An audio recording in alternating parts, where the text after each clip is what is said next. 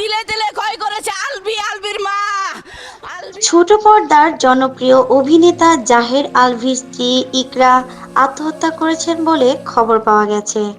শনিবার ২৮ ফেব্রুয়ারি দুপুর ১:৩০টার দিকে রাজধানীর মিরপুর ডিওএইচএস এলাকার একটি বাসায় এ ঘটনা ঘটে বলে নিশ্চিত করেছেন অভিনেতা নিজে।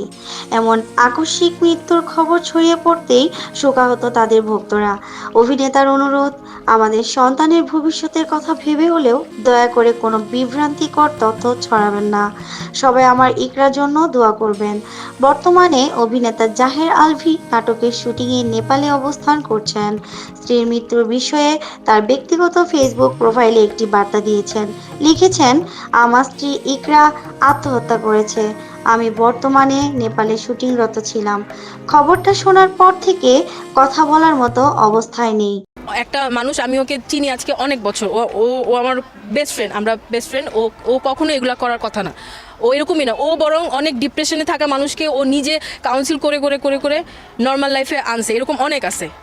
সুইসাইড ও কোনো দিন করার কথা না। তিথি মেয়েটার নাম, তিথির সাথে ওর রিলেশনশিপ আছে আছে আছে নাই, এগুলো নিয়ে আজকে মোটামুটি ২-৩ বছর যাবত এগুলো নিয়ে কথাবার্তা। তো ইকরা আগে থেকে সন্দেহ করতো, বাট আলভি এটা প্রতিনিয়তই বলতো যে না, আমরা জাস্ট কলিগ। অভিনেতা আরও লিখেন, আমি বুঝতে পারছি না আমাদের সন্তান আর আমার কথা না ভেবে সে কেন এভাবে চলে গেল। আমার শুভাকাঙ্ক্ষী সাংবাদিক ভাইদের অনুরোধ করছি, আমাকে একটু সময় দিন। আমি দ্রুত ঢাকা ফেরার চেষ্টা করছি, ফিরে সবার সাথে কথা বলবো। ততক্ষণ পর্যন্ত এই সুখের মুহূর্তে আমাকে এবং আমার পরিবারকে একটু মানসিক স্বস্তি দিন। নাহিদা, কথা টিভি ৭১, ঢাকা।